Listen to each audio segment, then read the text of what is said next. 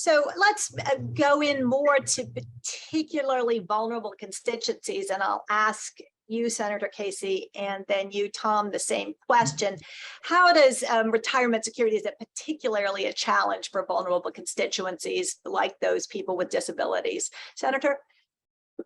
Well, first and foremost, you have both a pandemic and then the aftermath, which is not only economic insecurity for a lot of people, even though the job market and the unemployment rate's very low, we have prices that are high, and we live in an inflationary economy, and that creates its own stress. It makes it difficult for example, for so many Americans, it makes it very difficult to budget when you don't know what your expenses are going to be from month to month. It's especially difficult when a person has a disability who might face, and I'll use this reference again, asset limits that prevent them from keeping a nest egg of emergency savings.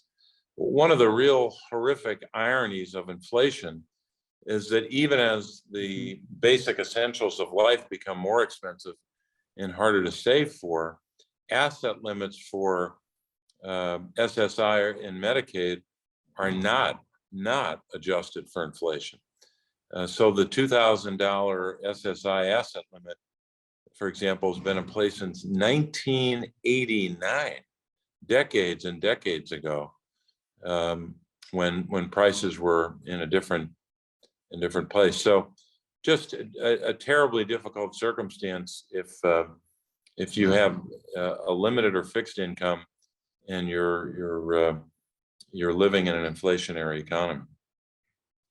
And Tom, what's your perspective and that of NDIs on this question about constituencies, people with vulnerabilities, and retirement security?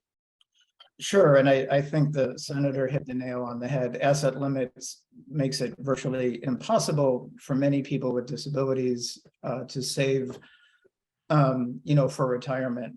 And particularly, now, we know from our research that people with disabilities, in addition to facing the inflationary expenses that the senator referenced, we have disability related expenses. And, our data shows that on average, people with disabilities incur $17,000 plus per year of additional expenses that are really, tied to their disability.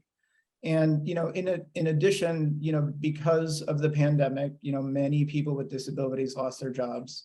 And so we see within the disability community a great deal of episodic employment, which also makes it, more difficult, to save for the future. People like this with disabilities, like everybody else, need to remain financially resilient and need to be able to have, a tool or a product to be able to do that.